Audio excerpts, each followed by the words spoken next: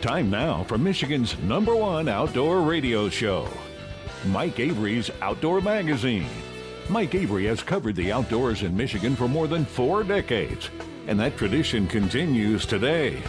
Outdoor Magazine is brought to you by Jay's Sporting Goods, the Yater Insurance Group, Angler Quest Pontoons, the Forward Corporation, Security Credit Union, Offshore Tackle, Hammond Drives and Equipment, Garber Chevrolet, the West Branch Visitors Bureau, Rapid River Knife Works, and by Michigan Brand Meats. Now, here's Mike Avery.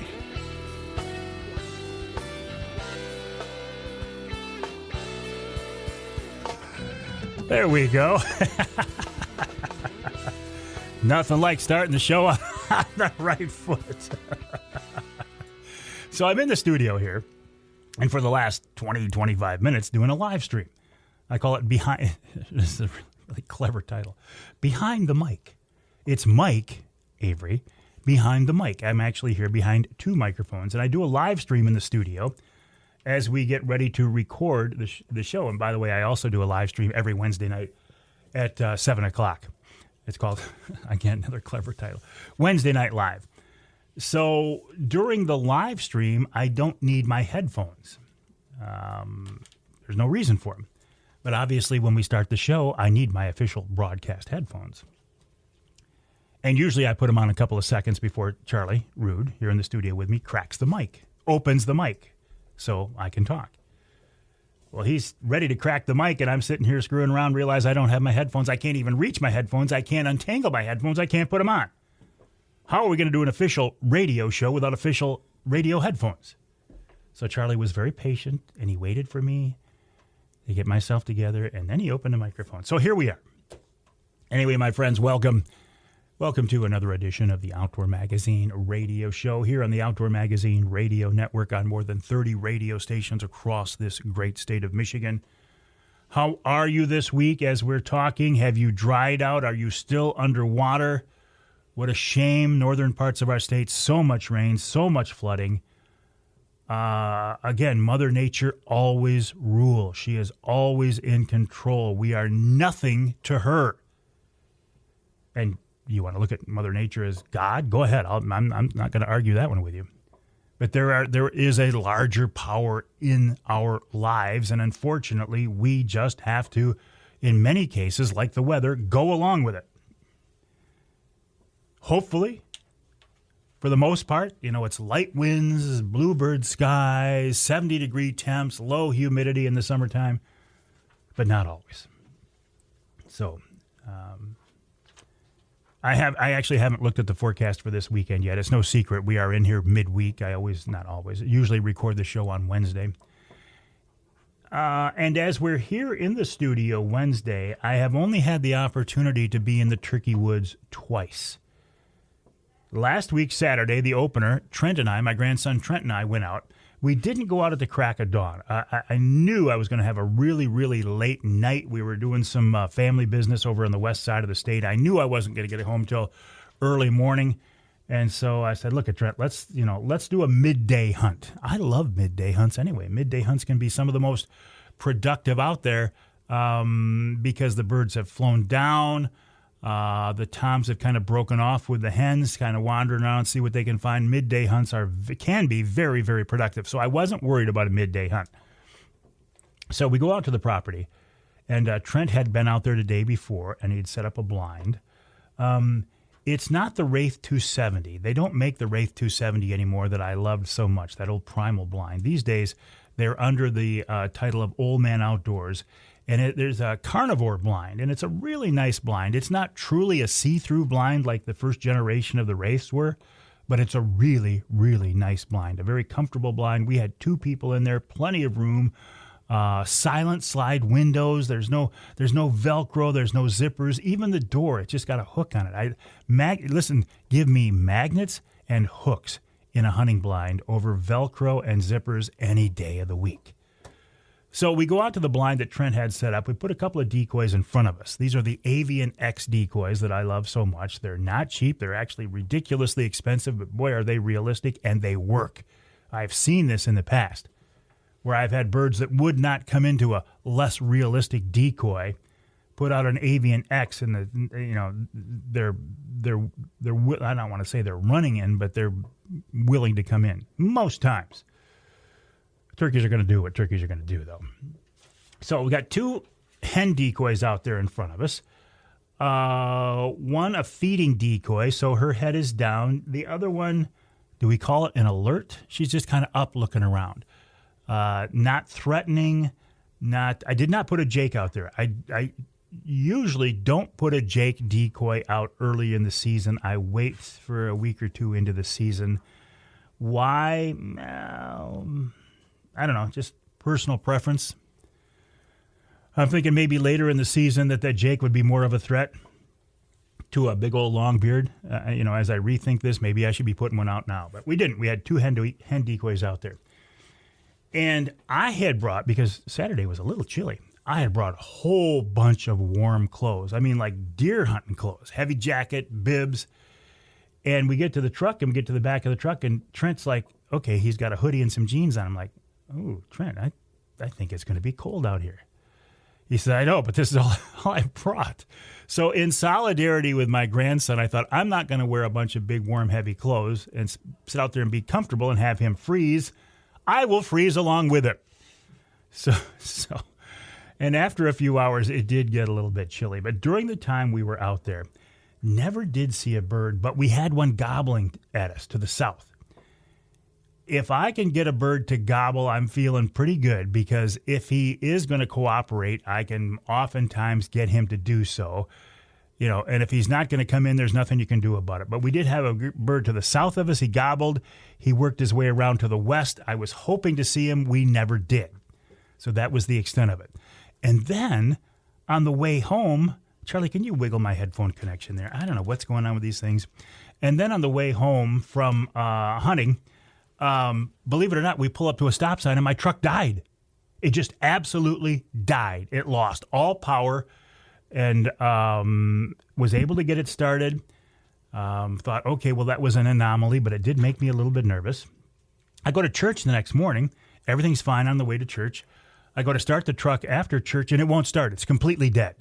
So that kind of got in my way for hunting on Sunday. It kind of got into my way for hunting on Monday. The guys at Garber got it in quick. They got it looked at. And I was able to hunt again by Tuesday night. And Trent wasn't with me Tuesday night, but it was beautiful. It was one of those nights where if you're going to see a turkey, if you're going to shoot a turkey, that would have been the night. It was like 65 degrees, light winds, sunshine. From my experience, those are the perfect turkey hunting days. But didn't see a bird, didn't hear a bird. But it was okay, because it was a beautiful night in the turkey woods. And I'm waiting for this weekend when I can hunt with Trent anyway. One interesting side note, interesting from my perspective, for the first time in 20 years, I decided to turkey hunt with a shotgun. Why? I don't know. It just seemed like the thing to do. So I grabbed my old Mossberg Ultimag 835 that I bought from Jay's many, many years ago for turkey hunting. And that's what I'm using. So we'll see. I mean, it's a 6-week season. There's plenty of time. Trout season opens this weekend statewide. Will your local creek or river be blown out? I don't know. Walleye season opens in the lower. Will your local river be blown out? I don't know. If you're in the Yup, you're going to have to wait till mid-May to do your walleye fishing. I hope to have the new Angler Quest here very soon. So in my mind, I've got this plan laid out, right? We're going to get Trent a bird, and then I'm going to switch over to walleye fishing. Best laid plans. We'll see how they go. You know how that works out. So, the golf outing. Plans are now firmly in place for this. We have tweaked the website just a little bit, just to make it, for one thing, easier for me to say on the air and easier for you to remember. It's outdoormentors.org/Avery. Outdoormentors.org/Avery. One more time, outdoormentors.org/Avery. If you go there, you can sign up to play in the 3rd Annual Avery Outdoors Charity Golf Outing, Friday, July 31st at the West Branch Country Club.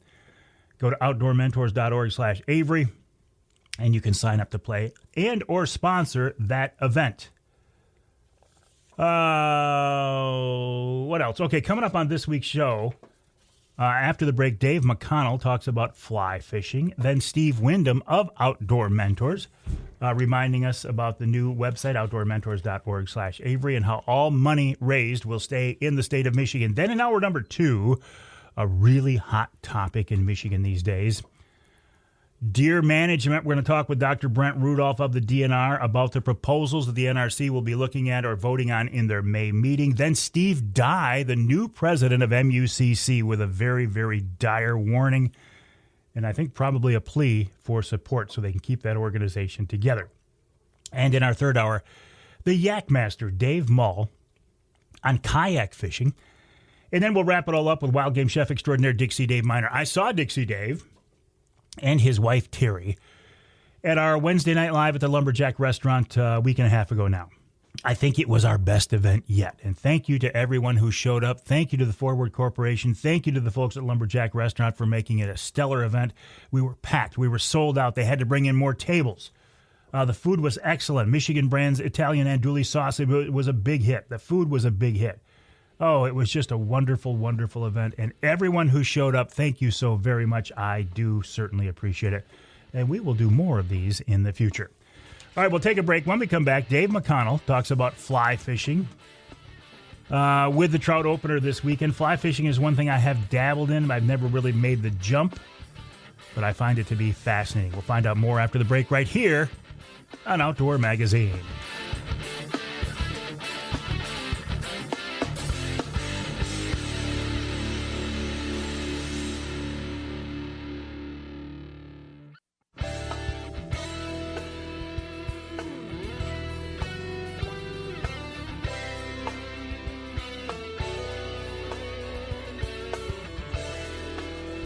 You can hear the Outdoor Magazine show in Alpena on WZTK. That's 105.7 FM.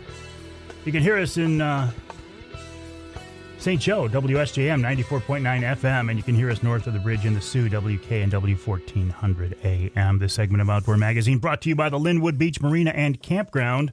Linwood Beach can be your year-round Saginaw Bay fishing destination and your Mid-Michigan Angler Quest headquarters. Linwood Beach is rocking right now. They're putting boats in the water. They're getting boats ready for the water. They're launching boats into the water. They're fixing boats to get them ready for fishing. They're looking at people fishing off their onshore. I mean, there's so much going on at Linwood Beach Marina. Good people, great facilities.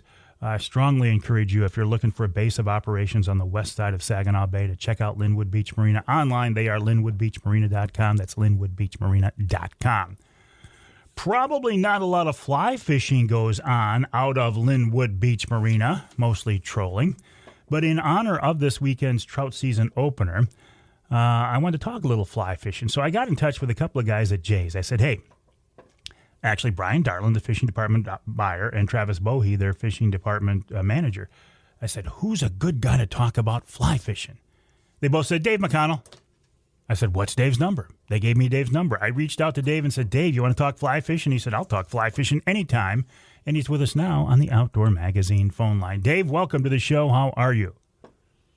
Good. How are you? I'm doing great. Tell me a little bit about your passion, your experience, your love for fly fishing. Is this something you've always done or something you got into as an adult? I've done it since I was about 12 years old. I grew up in the Gaylord area, so, I mean, I was right at the heart of all the rivers. I mean, and oh my goodness, I love my brook trout. Brook trout on a fly rod, it sounds like a pretty good deal. Yes, sir. So tell me about, how does somebody get started fly fishing these days? I feel like it's intimidating. And I'm going to be really honest. I feel like in the old days, fly fishermen didn't really encourage people to get in. It was kind of a closed group. I think that's changed these days, though. Oh, it can be very intimidating at first. There's a lot to learn. Dave, we got a really, really bad connection. Dave, we got a really bad connection. If you can move somewhere to help us out, I would appreciate it because you're cutting in and out. Let me go someplace else here. yeah, go someplace else. Someplace with a good signal. We're talking with Dave McConnell on this edition of the Outdoor Magazine Show. Dave is a hardcore fly fisherman. He started when I think he said he was 12 years old. These days, he's a little older than 12, and he's still out there fly fishing. He's with us on the phone line to talk about that. Dave, how's it sounding now? Is this a little bit better? That's a lot better, Dave. I appreciate that so very much. So how does somebody get started fly fishing? Well, you'll need a fly rod, a fly reel, some fly line. You can get into it pretty cheap. Eagle Claw makes like a little kit for about $60, and it comes with everything on it. It's a good starter just because fly fishing's not for everyone. You have to learn how to cast. Usually the places you're fishing are not real friendly for casting, so you have to really kind of learn how to do your roll cast and stuff like that, because you won't always be able to do a full swing cast. But it's, just get in your yard, practice a little bit, and or go to a lake. Start on the lakes, fish bluegill. What do you mean? I find this very interesting. What do you mean fly fishing's not for everybody? Well, gosh, I don't really know how to explain it. The cool thing with me with fly fishing is it will take you places that you probably wouldn't normally go. You'll search for the little river or creek that nobody's been to, supposedly, and you hunt for that remote location where you're trying to catch, your brook trout, your brown trout, your rainbow trout,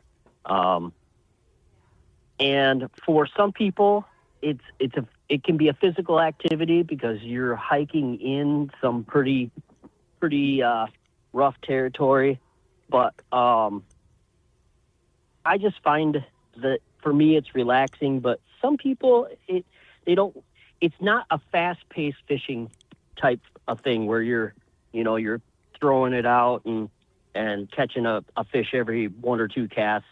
It's you have to read the water, especially on river fishing. You're looking for seams, holes, eddies, stuff like that. So you're not going to have a ton of success at first until you learn to read those waters. That's why I suggest probably starting in a lake and trying to fish for bluegill and stuff. You'll have a little bit more success. You can learn how to cast. You can get accurate with your casts. That would be where I would say it's not for everyone, just because it's a slow-paced type deal. I almost always think of fly fishing as a trout-related activity. This is very interesting that you remind me it's not just for trout. In fact, bluegills on a fly rod must be an absolute riot. It's a blast. I lately have been pike fishing and bass fishing. You can catch smallies on the river. You can catch bass on the lake. You can catch pike on the lake. Pike is absolutely a blast. Catching a 30, 35, 36-inch pike on a fly rod is just absolutely so much fun. Would you have to use a steel leader, and that goes against the flow, against the grain of fly fishing in general, doesn't it? Well, with today's technologies, they have a lot of, you can run a heavy fluoro leader, and it usually holds up pretty darn good to pike teeth. But they do make what they call wire bite leader, and it is essentially a little steel leader that you can run on a fly rod, but it's much more supple than a typical steel leader.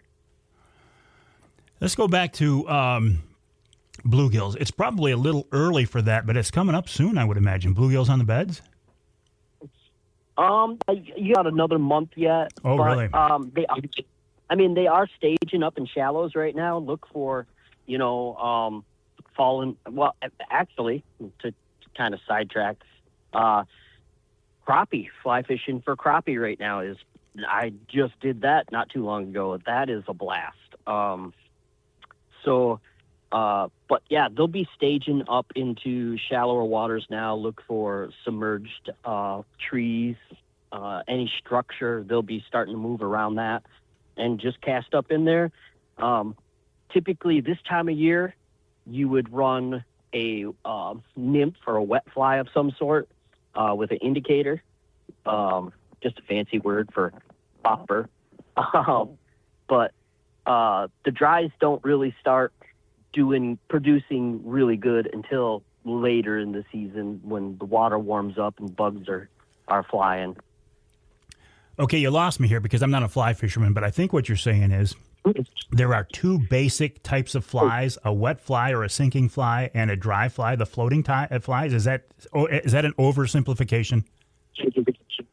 No, I mean, yeah. I mean, essentially there's a dry fly and a wet fly. A wet fly is something that is subsurface. It's underneath. It's you're imitating like mayflies in the larvae stage. So stone flies, stuff like that. Is one of my favorites, and is what they call a squirmy wormy, and it's just a little worm, pink worm that catches just about everything, and that's a wet fly. So what you would do is you'd run, that with like 3 feet down with a little strike indicator, and it just catches fish. I like the name. Dries are kind of what they're called as dries. So they float on surface. So that's when people think of fly fishing, that is typically what they think of. They're watching that top water bite. There's a fly on the surface of the water, and you'll see the fish come out of the water. But there's so many more ways to fish with fly fishing, because you can run streamers, which are also subsurface lures or flies, like they'll imitate minnows or sculpins or something of that nature. When you're targeting springtime panfish, are you using dry flies for that? Are you floating it over the bed, trying to get them to come up and hit it? I typically run wets. Really? During springtime, especially if I'm bed fishing. I will run what they call a leech pattern. It's a very small little beadhead leech-looking thing, and because it's one of the natural predators of fish's eggs, and fish will strike it just to kill it. Don't necessarily have to be a food-related bite. So, Dave, hang tight. We got to take a break. We're talking with Dave McConnell about fly fishing. Charlie, we good on time? Another minute yet. Okay. I must have ran the wrong clock. Dave, by the way, is at Jay's Sporting Goods. Now, he doesn't work in the fishing department there, but when I reached out to my buddies at Jay's, they said Dave is the guy you want to talk to. So, Dave, in a couple minutes, we're going to take a break, but when we come back, a couple things I want to talk to you about and be thinking about the answers for this. Again, you mentioned this package, this fly fishing package that you can get for some like $60. Is that a good deal?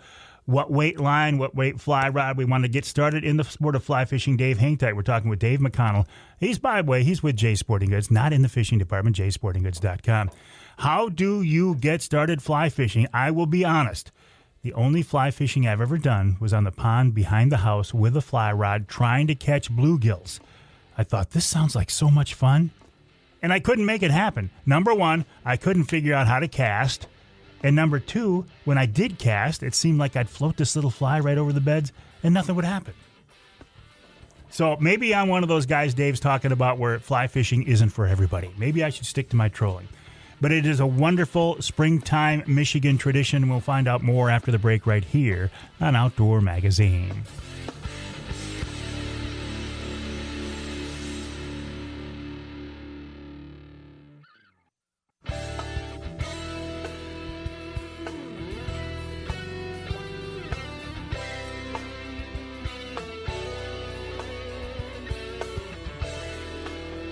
You can hear the Outdoor Magazine show in Caro on two stations, WKYO 1360 AM and WIDL 92.1 FM.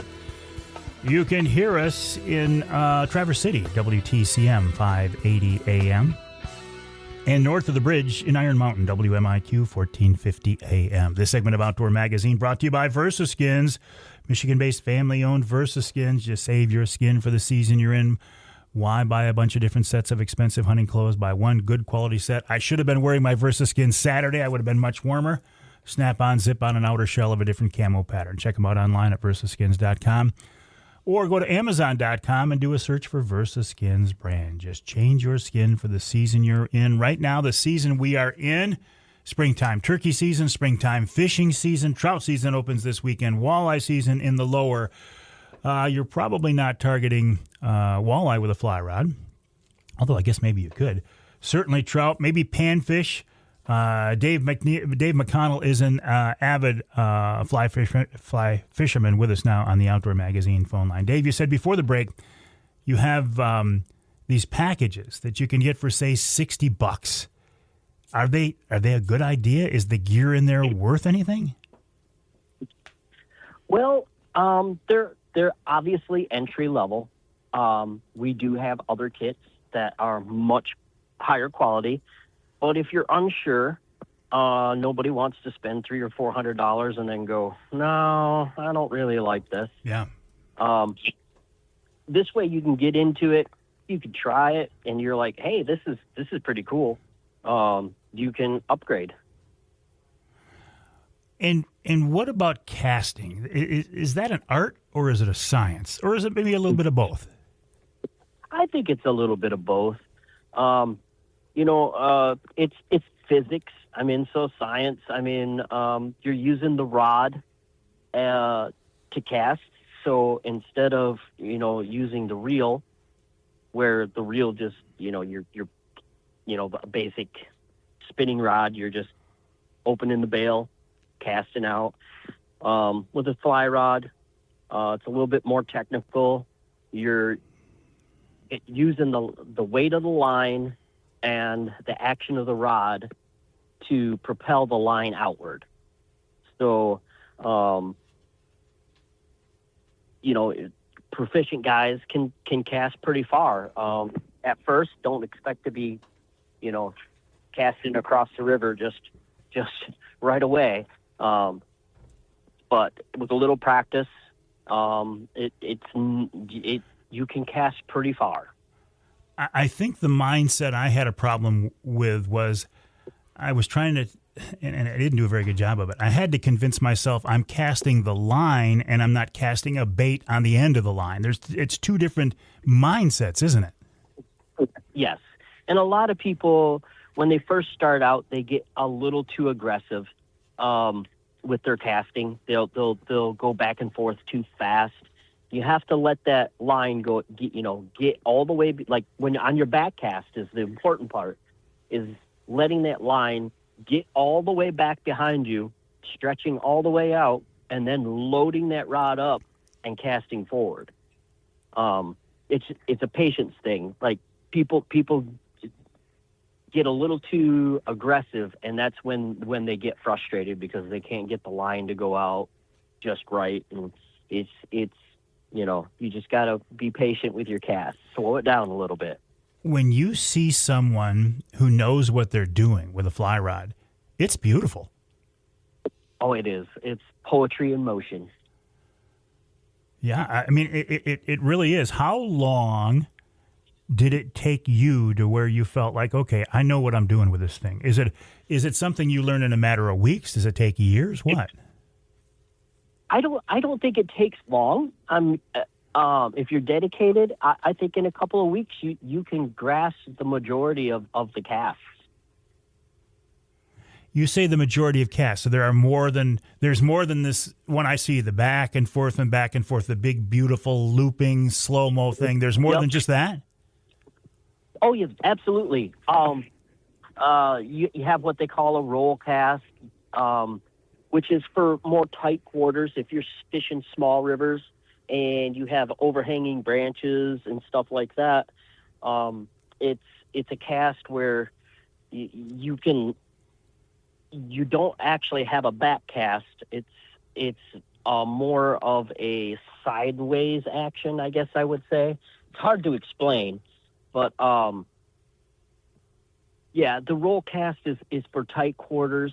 The classic back and forth cast that everybody typically sees, that's for wide open spaces where you're not going to tangle into tree limbs and stuff like that. I gotcha. Art Newman, one of the founding fathers of Trout Unlimited here in Michigan, had a chance to interview him many, many years ago, and he actually built me a fly rod and gave it. So I have a fly rod built by Art Newman, signed to me, that I don't use, and I just think it's a shame. But now it's a, I'm going to put it up on a shelf and not touch it. It's just a beautiful thing. I respect fly fishing, Dave. I don't participate in it, but guys like you, I think it's a beautiful thing, and I appreciate you spending time to talk with us about it this week. Oh yeah, absolutely. Hey, have a good season, buddy. We'll talk again. All right. Dave McConnell talking about fly fishing. By the way, Dave happens to work at Jay's. Again, not in the fishing department, but he's at Jay's, jaysportinggoods.com, jaysportinggoods.com. We'll take a break here in the Outdoor Magazine show. When we come back, Steve Wyndham of Outdoor Mentors. All right, plans are firmly in place now for the third annual Mike Avery Outdoors Charity Golf Outing to get kids in the outdoors. Details coming up after the break right here on Outdoor Magazine.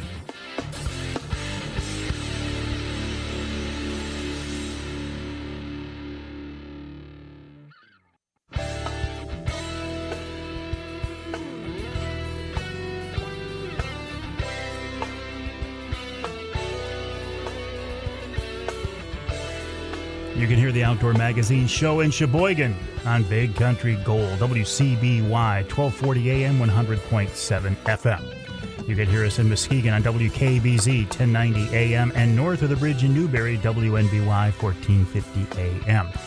This segment of Outdoor Magazine brought to you by Killer Food Plots, Michigan-based family-owned Killer Food Plots. It is the springtime food plot planting season. Why not work with a Michigan-based family-owned company?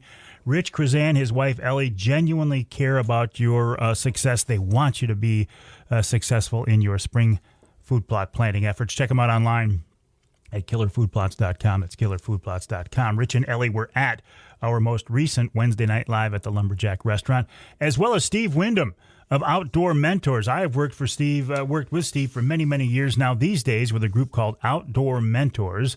They are the group we are partnering with for the third annual Mike Avery Outdoors Charity Golf Outing to get kids involved in the outdoors, and we are now ready to rock. Steve's with us to talk more about that. Steve, welcome back. Wonderful to see you at the Lumberjack. How you doing, buddy? Hey, Mike, I'm doing great. It's a beautiful day down in Southeast Michigan, and yeah, Lumberjack was a great time. It was great to see everybody and catch up with all the supporters. Yeah, and it's nice to be back in that West Branch area. We will be back there Friday, July 31st at the West Branch Country Club for the third annual Mike Avery Outdoors Charity Golf Outing to benefit Outdoor Mentors. Remind us, Steve, what is Outdoor Mentors and why are we trying to raise money? Yeah, definitely. Outdoor Mentors is a nonprofit organization based in the Midwest. We're hoping to be in 40 states in the next 4 years and continent-wide by 2035. But we empower young people through outdoor experiences and mentorship. So we are getting our next generation out hunting, fishing, trapping, doing shooting sports. We're not a one-and-done learn-to-hunt program. Kids can come back as often as they'd like. They can try turkey if they grew up deer hunting. They can try ducks if they're a predator caller. You know, there's all kinds of opportunities out there, and we know that kids from age 11 to 22 years of age have an interest and need an outlet, and our mentorship program gets kids outdoors. I find it interesting. You've said this before, not a one-and-done thing, because, the one-and-dones, they're wonderful, but maybe some kids need a little more. Yeah, we know the major barriers of getting into the outdoors really is not knowing where to go or what to do, not having someone to take me. The gear is always an issue, and really just that confidence of being out there by yourself. And so these young people can sign up to go on as many opportunities as they'd like that are open and available to them. And so, if you go mountain biking one time, you're not going to go out and buy a mountain bike. But if someone takes you and they cultivate that love and they cultivate that knowledge and that confidence, you're going to get it for life and you're going to be hooked. And same with our hunting and outdoor activities. These kids can try all kinds of things and make sure that they have the confidence and knowledge to be safe out there. Outdoor Mentors headquarters is based out in the great state of Kansas. There has been some concern, we don't want the money raised in West Branch to go back to Kansas. It's not. It's going to stay here, correct? Oh, no, it's not. It's staying right here in Michigan to implement Michigan programming. Right now, we are currently in Operation Longbeard Legacy. So as we know, turkey season's up and running all over the nation. If people want to go to our Facebook page and check out the smiles and the grins and all the excitement that these kids have harvesting their first bird or getting a new species of turkey, they can see that and what we're going to be doing right here in Michigan. So all the money we raise with you, Mike, is staying right here in Michigan. We've got a lot of irons in the fire right now to get some other sources of funding to actually bring on a Michigan program coordinator and have that person full-time be working on getting our Michigan kids outdoors. Again, we have to thank the folks at the Security Credit Union Foundation for coming on as our presenting sponsor. We still have room, though, for a lot of other sponsors to help raise funds and also golfers to join us Friday, July 31st at the West Branch Country Club, the beautiful West Branch Country Club. How do we sign up, Steve? Yeah, outdoormentors.org/Avery. Singles, doubles, teams of 4, everyone's welcome. We've got some cool sponsorship opportunities to get your brand or your group out in front of our golfers and our constituents. We're going to have an awesome steak dinner that night. You get lunch at the turn. We're going to have the AR-15 golf ball launcher back this year, and we're going to be doing a lot of fun things, so you don't want to miss out. Boy, that steak dinner, the folks at the West Branch Country Club, I think I hear more about that than any other part of our event. It is. It's a great dinner. It's a great lunch, and it's a beautiful course. And so Tom and the guys over there really support us well. And I'm not sure another golf course that would let me bring an AR to shoot golf balls 400 yards. For that reason alone, we love the guys at the West Branch Country Club. Outdoormentors.org/Avery, outdoormentors.org/Avery. Sign up to join us to play and or sponsor. Steve, appreciate your help on this so much, and I look forward to making this another successful event. Us as well, Mike. We're looking forward to it and appreciate your partnership so much. All right, Steve Wyndham of Outdoor Mentors. The group is outdoormentors.org, outdoormentors.org. If you want to sign up for the Avery golf outing, outdoormentors.org/Avery, outdoormentors.org/Avery. I mean, what higher cause? Well, from my personal perspective, right? Lead people to Jesus is the highest cause you can possibly have. But then getting kids involved in the outdoors, man, that's about as good as it gets. And you can help us to raise money to get kids involved in the outdoors. Join us for the 3rd annual Mike Avery Outdoors Charity Golf Outing, Friday, July 31st at the West Branch Country Club. No, you don't have to be a scratch golfer. No, you don't even have to be a good golfer. Do you like to have fun? Do you like to join like-minded people? Do you want to raise money to get kids in the outdoors? Then join us Friday, July 31st at the West Branch Country Club. Outdoormentors.org/Avery. You can sign up to join us to play and or sponsor the event. We'd love to have you join us. We'd love to have you help us. We'll take a break for the top of the hour. When we come back, we're going to switch gears to something a little more serious, or at least a very big topic in Michigan these days. The proposed deer hunting regulation changes with Dr. Brent Rudolph. Then something else equally serious. Steve Dye, the president of MUCC, man, they're in dire straits and they need your help.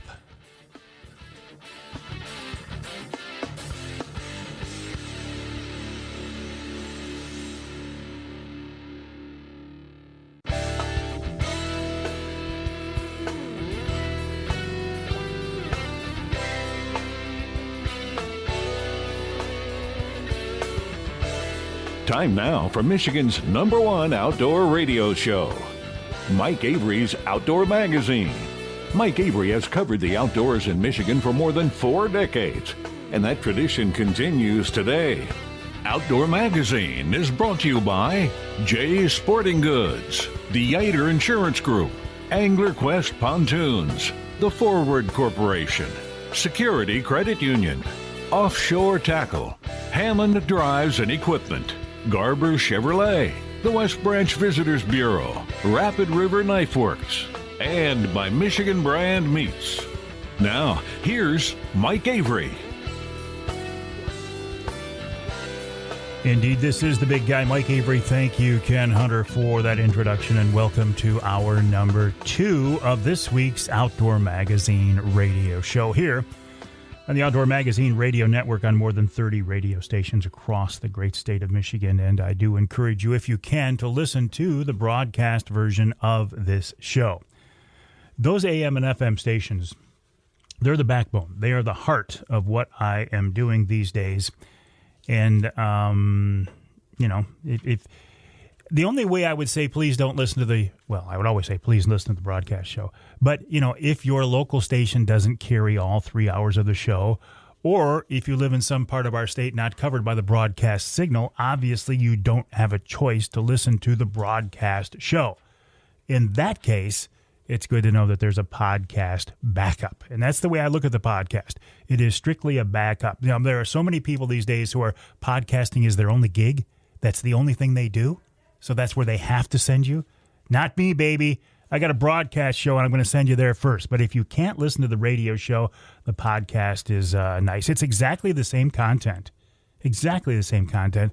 I don't post the podcast, though, until Sunday afternoons after the broadcast stations have had a chance to listen to it. You can hear the podcast on my website, MikeAveryOutdoors.com, on the Facebook page. And, as I look at the different list of podcast outlets here, probably anywhere where you listen to your podcasts, you can hear the podcast version of the Outdoor Magazine show. I also do podcasts each month for some of my advertising partners, including Offshore Tackle, Killer Food Plots, and Angler Quest Pontoons. When we are done here in the studio today recording the radio show, we will record this month's Angler Quest podcast. So keep an ear out for that. So what's going on in our great state of Michigan right now? This weekend, trout season opener, walleye season in the lower, turkey season's now in full swing. You might be out looking for morels, but there's something else that is on the horizon here, something else that is getting talked about a lot, something else that has people's attention. And I'm talking about proposed changes for our deer seasons, our deer hunting in general here in Michigan. The NRC meeting in Lansing a couple of weeks ago was huge. All kinds of people there to give their input about what should be done. Some very, very strong feelings. And the NRC will, it's my understanding now, vote on these suggestions in the May meeting. Dr. Brent Rudolph is a wildlife biologist with the Michigan DNR. He was intimately involved in coming up with the suggestions, the recommendations for the NRC, and he's with us now on the Outdoor Magazine phone line. Doc, welcome back to the show. How are you? Hey, doing well, Mike. How are you? I'm doing good. I'm doing good. I was really quite impressed with that NRC meeting. It was nice to see so many Michigan deer hunters with a passion for the sport show up and present their case. Yeah, we've definitely had pretty good showings in the last few months. We kicked off some of the discussions. Of course, deer regulations are always on people's minds. Yeah. But in January, we kicked off some discussions with the NRC and then built to those proposals in April. And like you said, first opportunity for voting on the final outcomes will be at the May meeting. So it's definitely been an increased, or I wouldn't even say increased, just a high sustained level of participation for many folks showing up and having their input.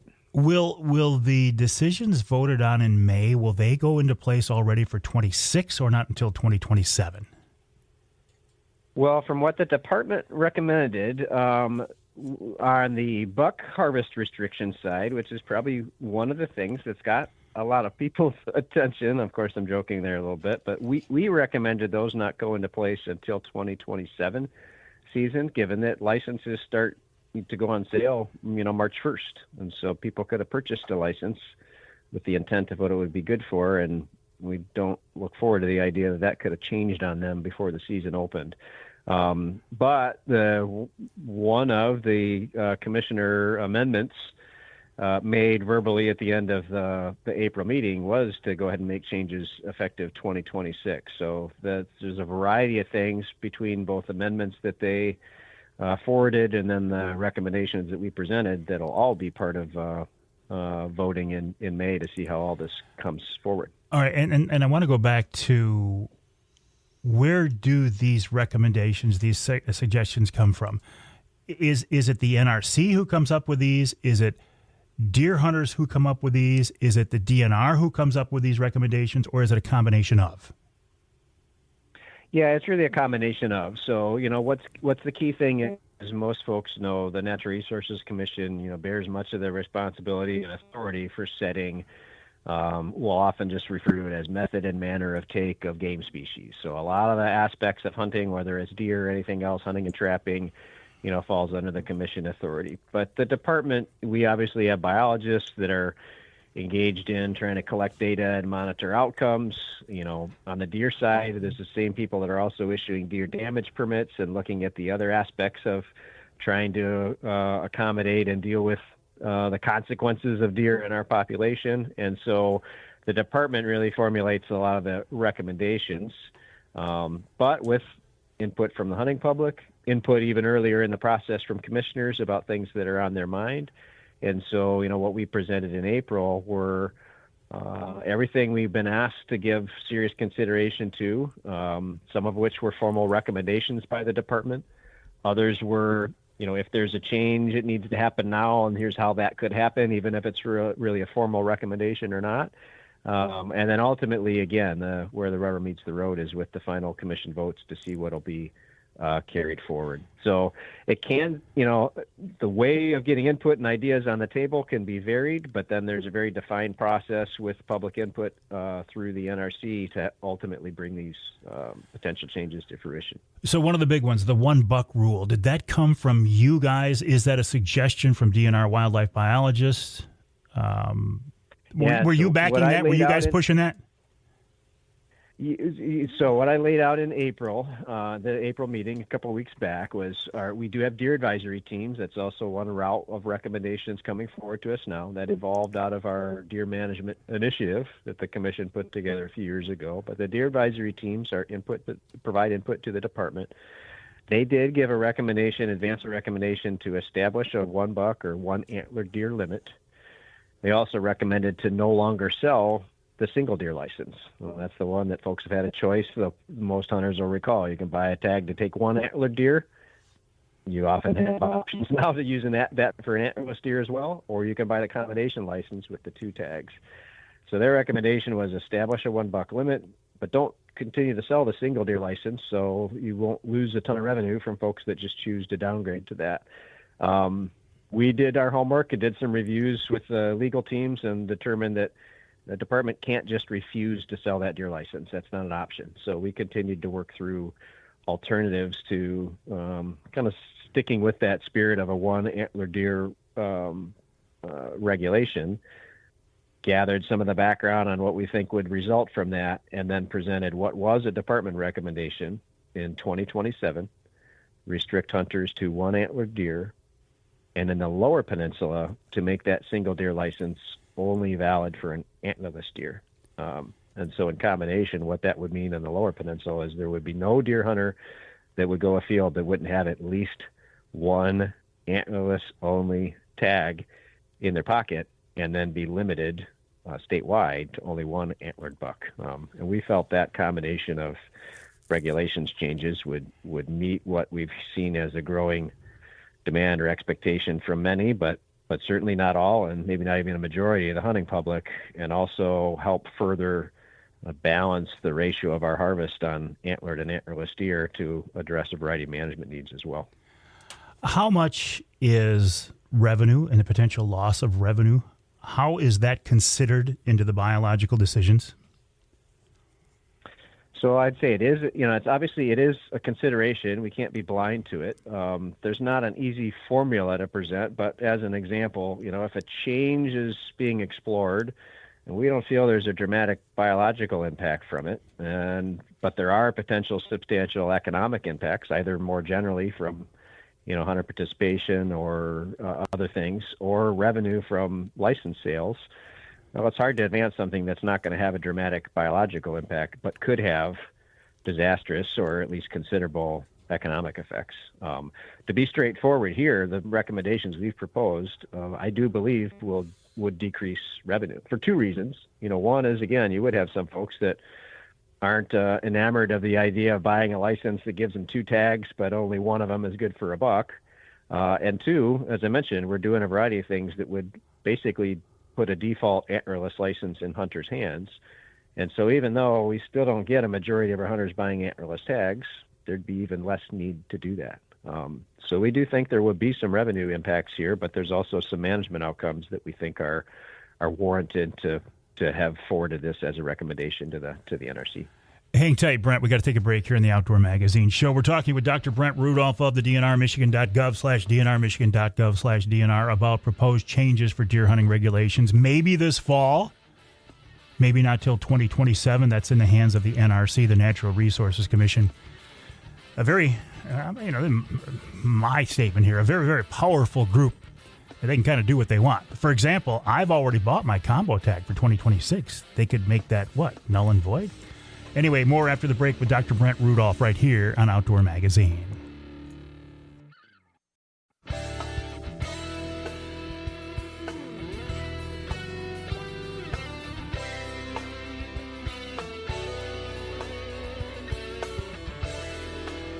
You can hear the Outdoor Magazine show in Houghton Lake on the Twister, 92.1 WTWS. You can hear us in Lansing on WILS, 1320 AM.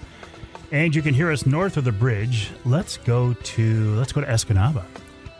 WCHT 600 AM 93.5 FM. This segment of Outdoor Magazine brought to you by Rapid River Knives. That's my Rapid River knife locking back open. I just pulled it out of my pocket.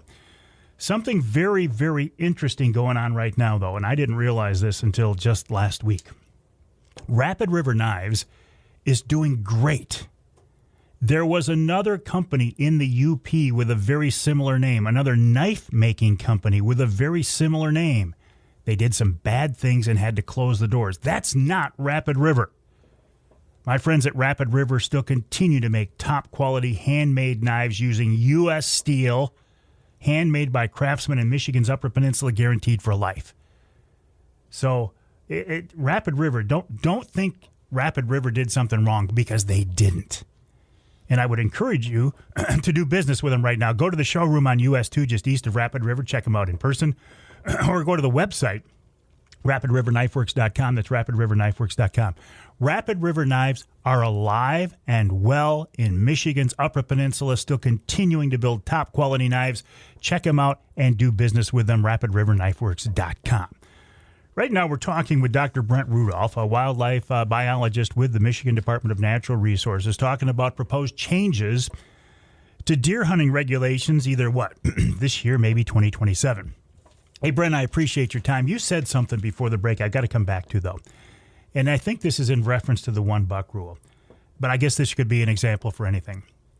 You said, we're not sure if a majority of Michigan hunters want this. And I'm taking this one step further, my words. But when you were at the meeting, certainly there is a significant percentage of maybe younger hunters who are very vocal about this and very passionate about this.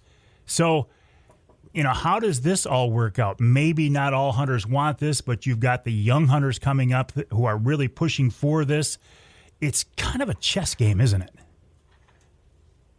Yeah, I mean, it's a challenge to really determine at what point a change is really needed and important. One of the things that I really try to lay out in my discussion with the NRC or my presentation is that we also need to look at not just what a regulation change is going to do, next year or the year after it's implemented, but where are we in terms of, the past several decades and the next few decades.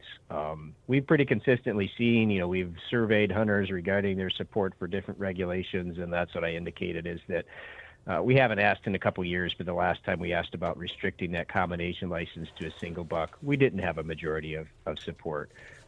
It might have grown since then, but the other thing we have seen, again, in surveys and what you're noting, probably from just observing who's coming and speaking up, the surveys show us that older hunters, and by older I'd mean definitely kind of the 60 and above, decade age categories, are less supportive of most any type of restriction on buck harvest.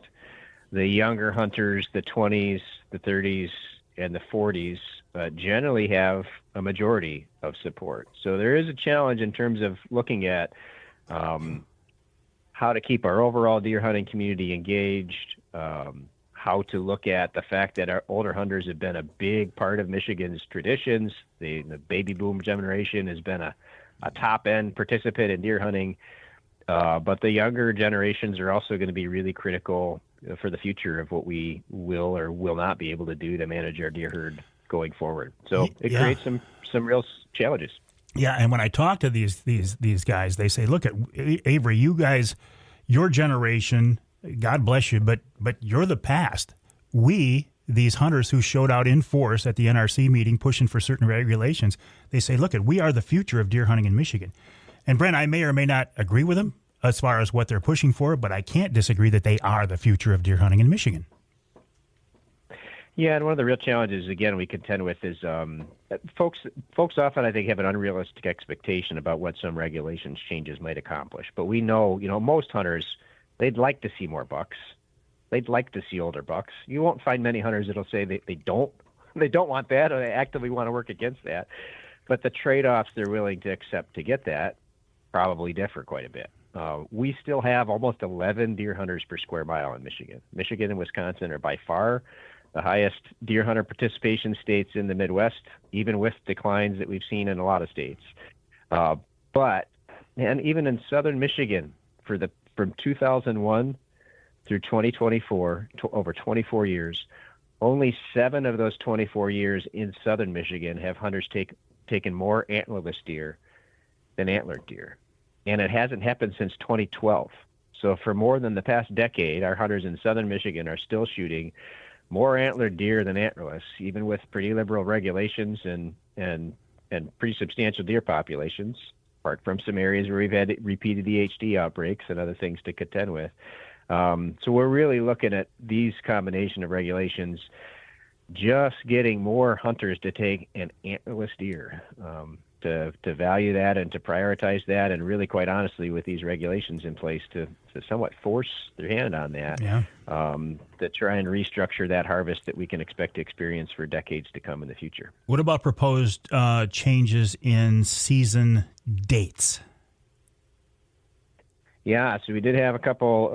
We did have a commissioner introduce by a verbal amendment some potential changes even to the firearm season, and he continued to work with our team behind the scenes on what those changes might be. That'll have to be firmed up and brought forward to a potential vote again in the May meeting. Other changes, though, that were part of recommendations were some changes to muzzleloader season, shortening the muzzleloader season in both regions, and then actually in the Lower Peninsula, just renaming it the December firearm season. For several years now, folks have been able to use any legal firearm in the Lower Peninsula during that season, and so that's led to some confusion. We want to keep that in place and shorten it up, but rename it, and then basically that would also shift more firearm hunting days in the Lower Peninsula being focused on antlerless deer. After that shortened season wrapped up, that'd be your last chance to take a buck with a firearm in the Lower Peninsula, and we'd shift into antlerless opportunities from there. So a lot of things on the table, and some, like the muzzleloader season, have seen some recent changes, but others, like potential firearm season opening dates and buck harvest restrictions, new things that haven't been examined or advanced this far in the potential implementation in many, many years. I'm not clear on this then. Are you looking at changing the November 15th traditional firearm deer season opener? Is that on the table?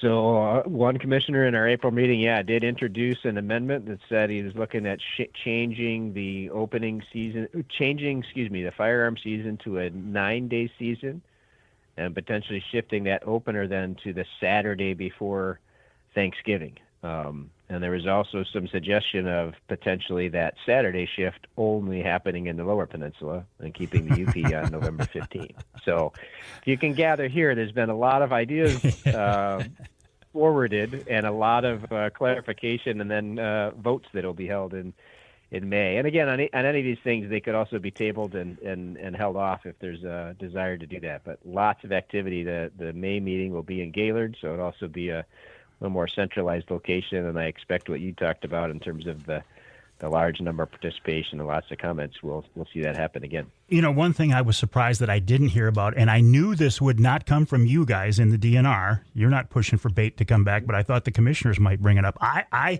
really thought we would see the issue of bait being revisited in the Lower Peninsula at this last meeting. Yeah, there was a lot of discussion earlier on, and in my January presentation, we provide a little bit of background on some of our history of baiting and baiting recommendations.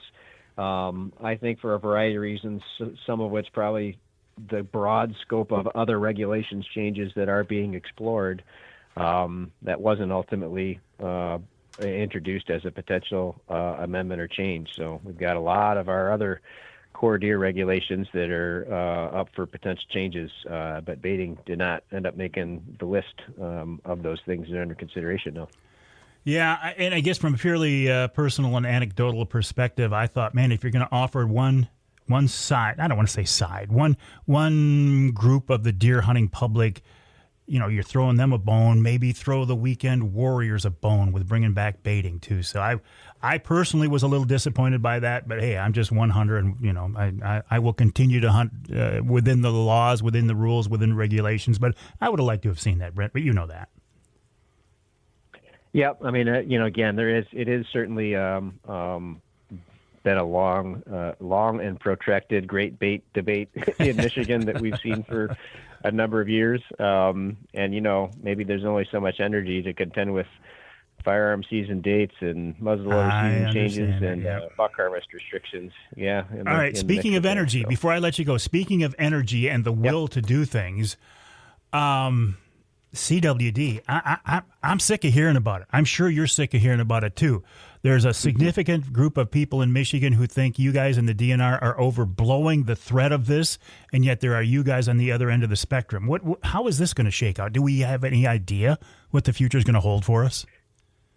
Well, there's two things. The future might mean a variety of things, but for one, another presentation in April recapped our recent CWD surveillance and then our plans for fish surveillance moving forward. So for the last 5 years, we've been intentionally looking for CWD in places where we didn't necessarily expect and certainly didn't hope to find it. But the goal was if there's other areas where we have active outbreaks, we wanted to know about it. And now that we've gotten that kind of round the state assessment completed, we are focusing for the next several years on our real core area, Montcalm and surrounding counties to boost up our surveillance efforts once there again and be able to develop actual prevalence estimates and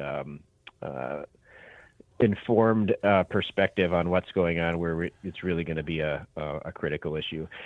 Second, we also will resume now the effort to revise, update our CWD response plan. There were some efforts made a couple years back to update it, and for a variety of reasons that was essentially suspended. So that will continue forward as well. In terms of the bigger picture, what's in the future in terms of impacts on our deer herd and deer hunting, that will be determined as we continue through, revitalizing these management. Dr. Brent Rudolph, listen, I appreciate your time. A lot of moving parts to this. And I'm going to, just NRC, it's not too late. You guys have the authority. If you want, you have the ultimate power. You could say, yes, let's bring back baiting in the Lower Peninsula. Just throwing that out there. All right, Brent, appreciate your time. We'll take a break here in the Outdoor Magazine Show. Yeah, seriously, NRC, just throwing it out there. Bring back baiting for the weekend warriors. Just saying.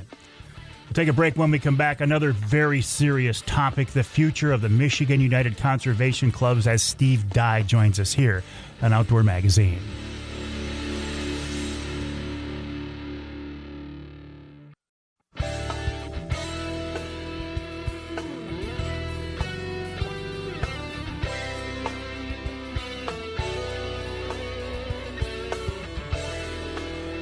You can hear the Outdoor Magazine Show in Houghton Lake on 98.5 WUPS. You can hear us in Port Huron, the new 105.5 FM WPHM, and you can hear us north of the bridge in Manistee, WTIQ 1490 AM 95.3 FM.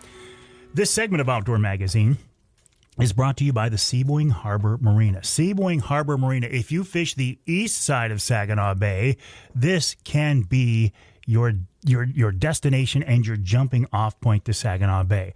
They've got boat launch, fish cleaning stations, seasonal and transient docks, full hookup, a gas dock, a pump out, ship store. Best part is Seaboing Harbor Marina is just a short boat ride to world-class walleye fishing and perch fishing on the east side of the bay. check out their website. It's SeaboingHarborMarina.com, SeaboingHarborMarina.com. It's your gateway to the east side of Saginaw Bay. Okay, I want to turn our attention now to a group that I have worked very, very closely with, Michigan United Conservation Clubs, very closely the last several years. I am committed to this group. I have been so impressed with what they have done over the years in being a voiceman for sportsmen and women, with the legislature, with the DNR, with the NRC. Steve Dye is the president of MUCC, and he's with us now on the Outdoor Magazine phone line. Steve, welcome back. Glad to have you with us. Morning, Mike. Glad to be here. Hey, listen, I had hoped that the next time you and I had talked, it would be good news. But I'm sensing what's going on is there are still challenges, I guess, put it that way. But, Steve, what's going on? Yeah, we've got quite a few challenges going on, Mike. Right now, MUCC is in a restructuring mode right now, idling. We're working on a framework to take the organization forward and fix all the problems that we've had, acknowledging those problems. We're working on a framework that goes as, I'll just rattle off a few of them. We're repositioning ourselves with our mission, governance and leadership structures, operational models, modern conservation development, how we do that. There's quite a few different aspects. You could say we're looking under the hood to see at everything we do and come up with a new MUCC when we're done with it. Steve, I'm not looking to throw anybody under the bus. I'm not asking you to throw anybody under the bus at all, certainly. But sure. How did we get from an organization that was Michigan's premier conservation organization to a group that's just trying to hang on? What happened? Well, Mike, we've been operating under a model that pretty much goes back to 1937 when we started. And particularly over the last 20 to 30 years, MUCC has sold everything that it owns. Whether it was Outdoorama, whether it was a television show, our office building. We went through a $1.1 million donation even. And we didn't make any changes in how we operate. And that's what led us to this situation right now. And the board is committed to making changes so that this doesn't happen again. And we're looking at new ways of funding the organization. We're still counting on our members and our clubs to be a big, big part of it. But we need to look outside of it. In all honesty, if we have like a $1.1 million budget, we can't expect our clubs and members to fund all of that. So we need to start looking outside of the organization and look for funding from different organizations, corporations, if you go to like a Jay's, for instance, or a Cabela's or whatever, to help sponsor different programs and what we're doing. And so that's what we're up to right now with this new plan. So but it's really, we didn't fix ourselves when we should have. So I just want to clarify something here, Steve. So nobody is saying MUCC didn't do a good job. Nobody's saying MUCC was not in the fight for hunters and anglers and shooters and trappers. This is coming down to a financial problem. Right. It's just a financial issue. We've been doing all the things that people expected of us, and I know today even we're still doing it. We're still working with Bill Jackson with McConnell Merchant. We're still working with Rusty Rooster for marketing and our accounting firm, also RDMA. But it was we didn't do our finances well, and that's what we've got to fix. With Bill Jackson, he's been doing a great job for us, and he's really reaching out to help us a lot in the future here. I got an interesting email from MUCC the other day, and I got to be honest, Steve, it painted a pretty dire picture. Yeah, I sent something out the other day, and it just laid it out to everybody, being straight and honest with everyone, that at our last board meeting, we told everybody that we actually have only enough money to go through maybe the end of May.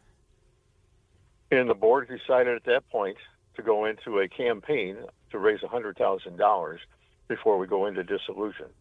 If we end up having to close the doors, it's called dissolution. And that's the last thing we want. And personally, as Steve speaking, that's the last thing I want. and I'll do everything I can to make sure we don't get through that. I just want to be clear. I just want to be clear here, Steve. And listen, can you stick around another segment, by the way? Do you have time to join me a little bit longer? Sure. Okay. All right, so then I'll save my question. I will save my question until after the break then. We're talking with Steve Dye, the president of MUCC, MUCC.org, MUCC.org. I have worked with MUCC closely. I am a supporter of MUCC and will continue to be a supporter of MUCC. In fact, I support MUCC so much when I saw this email the other day about, hey, we need some money. I reached into my own pockets and sent them a contribution. It's very easy to do, but that's how much I believe in MUCC. Anyway, we'll talk more with Steve Dye after the break about just how critical things are right now at MUCC, MUCC.org.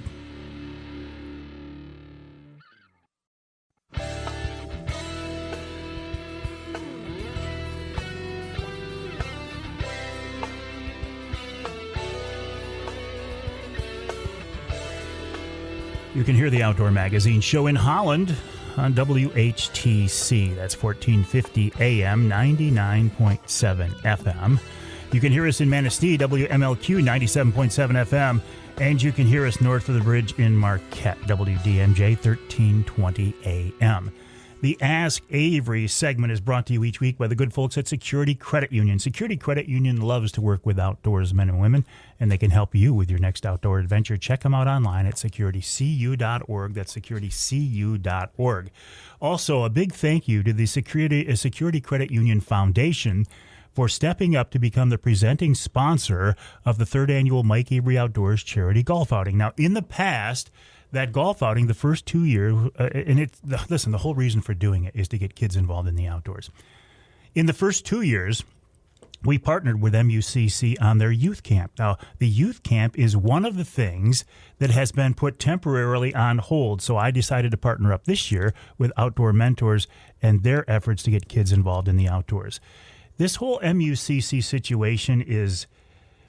I'm turning it into this week's Ask Avery segment because there's so much going on around this, and I personally am in some ways heartbroken over this. I continue to support MUCC. I have reached into my own pocket to help MUCC. Steve Dye, the president of MUCC, is with us now on the Outdoor Magazine phone line. Steve, I'm going to read an episode. Do you mind if I read the email that you sent out? Can I read an excerpt? No, go ahead. All right. No, go ahead. This is sent from Steve Dye. He says, we must raise $100,000 by May 1st to stabilize MUCC and complete the transition. We've already raised $14,000 toward this goal. This is a critical moment. Without reaching this goal, MUCC will not be able to continue operating. Simply put, we will be forced to close our doors. Steve, this is I don't know how much more clearly you can put it. That's it. Mike, first, thanks for your donation, and I want you to understand, or people to know, too, that I've reached into my pocket and made a donation towards the cause. I think most everybody in positions of authority there has. Yeah, but I just want people to know that I believe in the campaign strong enough that I contributed to it myself. Yeah. But, yeah, the letter was laying it out on the line. Like I said, I think I said it earlier, that at the board meeting we talked, and we probably only have enough money to go right through the end of May right now. And at that point, we'll have to close the doors of MUCC. It's called you said it's called dissolution? Dissolution? Dissolution. And that's a process that you go through where I would send a letter out to clubs and any vendors or anybody that we might owe money to, pay them off, and then basically that's go into the court system to see where our assets go. Steve, if it came down to this, and we all pray that it doesn't, would there ever be any possibility of ever bringing MUCC back, or is this it? You're gone. Well, the campaign is, Mike, is to get us through this planning stage and come out with a new organization, basically, with redefining ourselves with a mission and a new way of raising funds for the organization. The goal is to come out of this and be MUCC. I don't want to see us fall apart or become insignificant to Michigan. Yeah. So I think it's pretty clear. I think it's pretty clear what you're asking. So how do people help, Steve? What do they do? What are the logistics of? Okay, I believe in MUCC. They've been around for a long time. I want to help them out. How do people do it? What do we do? You go to our website and click on that, and up in the upper right is a donate tab, and they can go there and click on that. Just a little update on the campaign right now. In the first 24 hours, we've raised $23,000. Excellent. So there is support out there, and I'm tickled and honored that people have done that. I really appreciate that. Say thank you. MUCC.org, MUCC.org. There's a donate button there. And then, I mean, so the main goal right now is to get through this crisis. When you do that, there's still a big up-road battle, isn't there? Sure. One of the things when we do get this plan put together, my personal plan, is to get it out to everybody that has contributed, our clubs and members, and out to the public, so they know where MUCC is headed in the future. And I'm looking forward to doing that. Well, Steve, I appreciate your honesty. I appreciate your candor. We're well past the point of trying to spin this into something it's not. So thank you for jumping on here with me, and thank you for making this plea, and thanks for being straightforward. I appreciate it. Yeah, Mike, one last thing. Yeah, real quick. I'd like to come back on sometime and maybe update folks on where we're at and what's happening. Oh, absolutely. Count on it. Yeah, we can plan on that. All right, Steve, appreciate your time. Steve Dye, president of MUCC, really, he's laying it on the line. They got to come up with $100,000 by May 1st, or MUCC is going to close their doors, and I think that would be a terrible, terrible thing to happen. And we'll see. We'll see if things can't be done with it. All right, MUCC.org. We'll take a break for the top of the hour. When we come back in our third hour, something a little more positive, a little more uplifting, a little more fun. Kayak hunting with the Yakmaster himself, Dave Mull, and then we'll wrap it all up with wild game chef extraordinaire Dixie Dave Minar. That's coming up in hour 3 of this week's Outdoor Magazine. Again, the website MUCC.org, MUCC.org. More coming up in hour 3.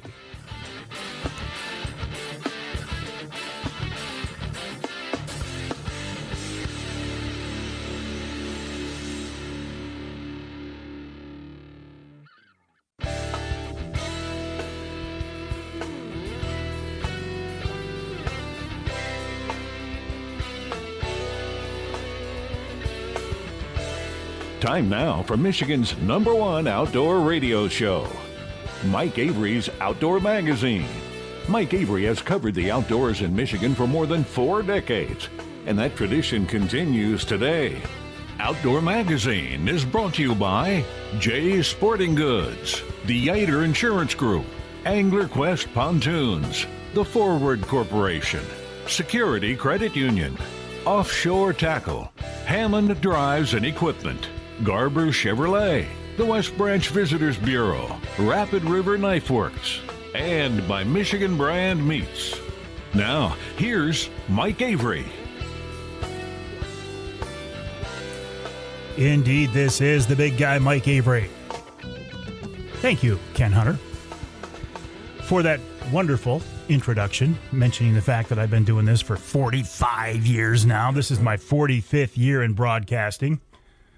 Of course, I started when I was 10 years old, so that's how I made that happen. Well, maybe not. Anyway, welcome to hour number 3 of this week's Outdoor Magazine radio show here on the Outdoor Magazine Radio Network on more than 30 radio stations across our great state of Michigan. And as a backup, there is a podcast version of the show. See, I approach this completely different than most people. Exactly the opposite. People will talk about their podcast and promoting their podcast, and I get that. If you only have a podcast, you have to promote your podcast. And there are a lot of really, really good podcasts out there these days, and podcasting is ubiquitous. It's growing like crazy. It's everywhere. But for those of us who do have statewide outdoor radio shows, that's what I'm going to continue to hang my hat on and promote and do as good a job as I possibly can. And I thank you for hearing my voice this weekend, whether it is the broadcast version of the show or the podcast. Interesting weekend, big weekend in the outdoors here in the great state of Michigan. Trout season opener. Walleye season opener in the lower. Turkey season is in full swing. Morels are popping. It's just a great time to be outdoors. It's a great time here in the great state of Michigan. There are so many different things, outdoor-related activities in our state, and maybe as a result of that, so many very, very interesting outdoor people. And when you've been around as long as I have, you've had a chance to work with a lot of them. Dave Mull is one of the more interesting guys I've ever had a chance to know and consider a friend. I first met Dave back when he was working for StarCraft. I think he was in the marketing or the PR department of StarCraft Boats. I think StarCraft was a wonderful company. I had a StarCraft Islander, one of the best fishing boats I've ever had. Not nearly as nice as the new Angler Quest. But I followed Dave through his outdoor writing career. He was the digital editor of Great Lakes Angling Magazine. And then he's got a really cool story a really compelling story to tell about sinking a fishing boat in southern Lake Michigan. Maybe that's why he switched over to kayaks. I don't know. But I call him the Yakmaster, and he's with us now on the Outdoor Magazine phone line. Mr. Master, welcome back to the show. How you doing, buddy? Hey, big guy. I'm doing great. Thanks. Always a pleasure to talk with you. And seriously, Dave, you've had an interesting ride, haven't you? Yeah, I was thinking about it the other day, all the stuff I've been able to do just because editors would buy stories from me. Florida in February to do photo shoots, all kinds of fun stuff. What when you started years ago as a young guy trying to get into the business, I mean, were you a marketing guy? Were you a fishing guy? Were you a boat guy? How did you start out? I started out when I was working at a newspaper, actually. I worked, my first real job was for the Michigan City, Indiana News-Dispatch, and I ended up being outdoors editor of that paper when Louis Stout, who is a member of the Bass Fishing Hall of Fame and senior writer for Bassmaster now, he was the outdoor editor, and he left, and I took over for him. And got into some of the organizations like Outdoor Writers Association of America, Association of Great Lakes Outdoor Writers. And then I got a job at StarCraft and got to know a whole lot of different people from the other side, working with editors as promoting our products and stuff. And then eventually I just went full-time freelance. And it's like a lot of businesses, it's a who you know business. And when people know your name already from other stuff, they're likely to give you a break. And I had plenty of breaks, and I had plenty of mentors along the way. Boy, you're so right, though, about who you know, and I don't mean that in a bad sense, though. If you can establish relationships, establish friendships, that can open doors far more than having a university pedigree of some sort.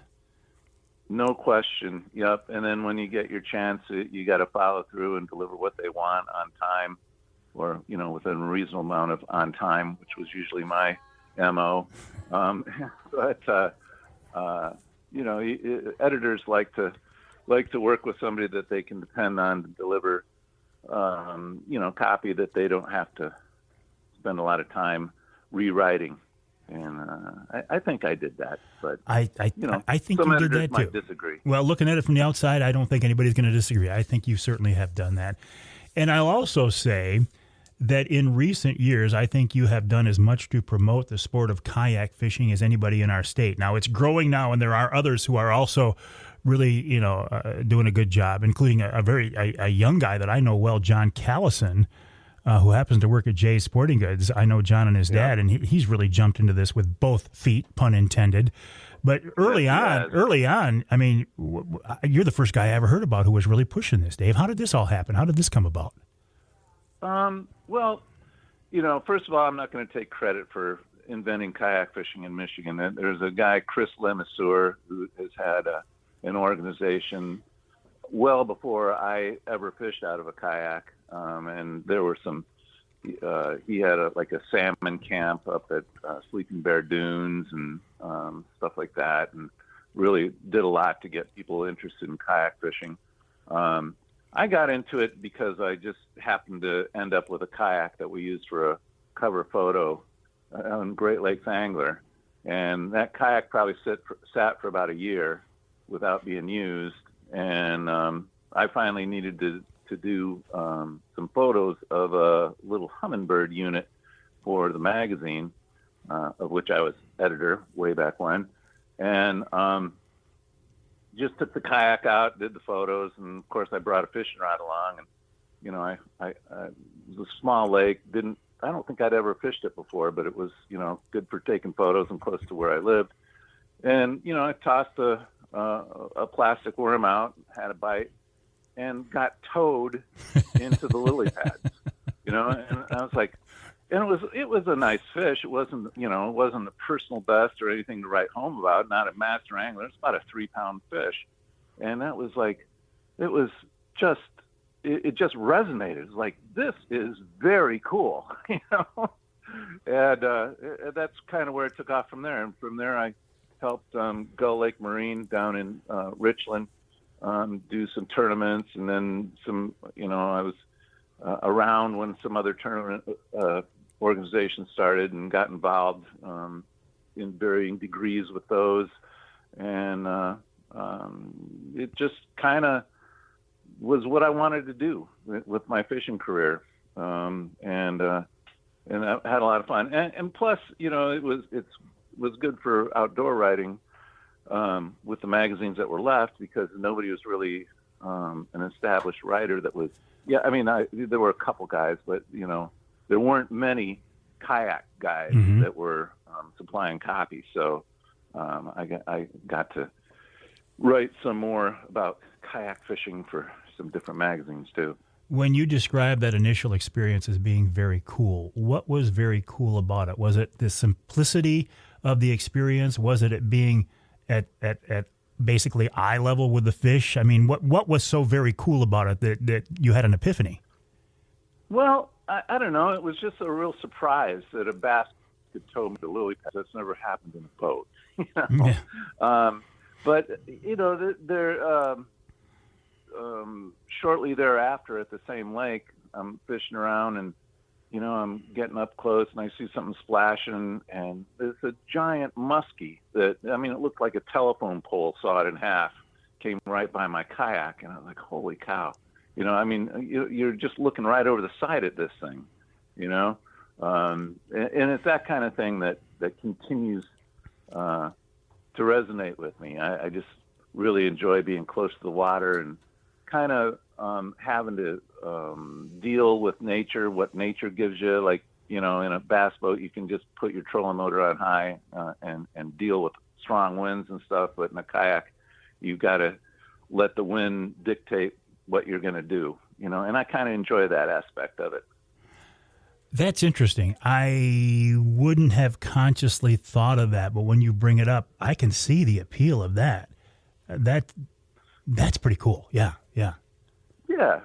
I mean, in sometimes in ideal strategies, you can look at your lake map on your Navionics app or whatever and see where some humps are, and then decide which way the wind is blowing. So you want to paddle or pedal or these days electric motor your way up to the upwind side, and, you know, let the wind just push you from one hump to the next. That's kind of the ideal situation that some guys look for, that I look for sure. I just enjoy doing it that way. You bring up paddle, pedal, and motor. Those are things we got to follow up after the break, Dave. We do have to take a break here in the Outdoor Magazine Show. Look, is there a Yakmaster.com or something? I mean, where do I find you online, or do you even care if people find you online? I still have I can't even remember what it is, but no, I can't. You use it a lot, I see. You can see my Facebook page or my Instagram, Dave Mull 6. But WordPress, I have some site up there, but I hardly post anything to All right, hang tight. Got to take a break. We're talking to Dave Mull 6 here on Outdoor Magazine. I call him the Yakmaster, and will be further evidence of that after the break right here on Outdoor Magazine.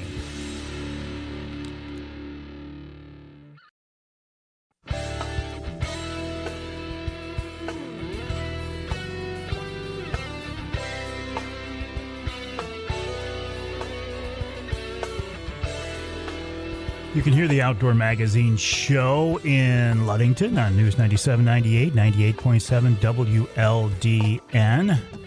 And you can hear us in Sandusky in the Thumb, WMIC, 660 AM, 95.3 FM. This segment of Outdoor Magazine brought to you by the Truck Trolley. Love the Truck Trolley. I use the Truck Trolley almost every day. I use certain things I use every day. Rapid River Knife and the Truck Trolley, among other things. But the Truck Trolley, if you've not seen one, it's a very ingenious product. Andy Weiss, a Michigan guy, came up with this. And it is, it's a bed. It's a removable truck bed. Okay, it's on wheels that you can slide out to get access to everything in the back of your truck, the bed of your truck. No more reaching over the tailgate with the old man hook like I used to have to reach something that slid up to the front of the bed. And if you're hauling something that you don't want the truck trolley in there, like gravel or sand or something like that, you just take it out. You can take it out in, a couple minutes? It's just held in with straps, so it's not permanently screwed into your truck bed. Andy was at our Wednesday night live recently up at the Lumberjack Restaurant, and he gave away a truck trolley to a lucky winner, and it happened to be my friend Ross Elliott won the truck trolley, so it was kind of cool all the way around. So check him out online, trucktrolley.com. That's trucktrolley.com. We're talking now with Dave Mull, the Yakmaster. And Dave, I was showing Charlie Rude here in the studio a picture of you, and I said, you got to see Dave. He's just a really cool-looking guy. And he said he looks like he's a pretty good-sized guy and big guy. And no offense, I'm a big guy too. But he said, how does he fit in a kayak? And I've asked you that same question before, haven't I? How does a big guy fit in a kayak?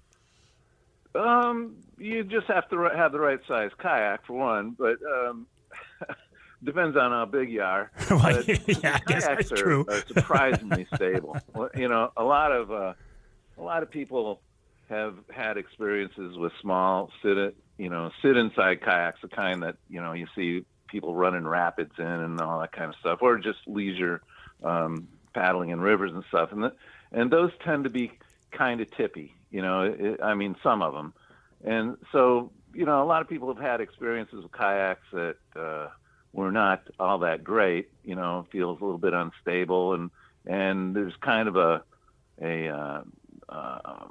feeling among a lot of people that kayaks are not stable. But today's kayaks are extremely stable, especially the sit-on tops that are designed for fishing. Some of them are actually difficult to tip over. You have to try to turtle them.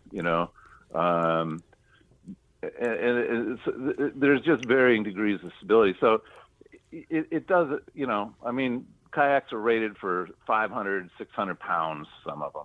And so, big guys like us who are considerably less than 500 pounds, even with all of our gear and stuff, can easily have an enjoyable experience without even coming close to tipping over or falling out of a kayak.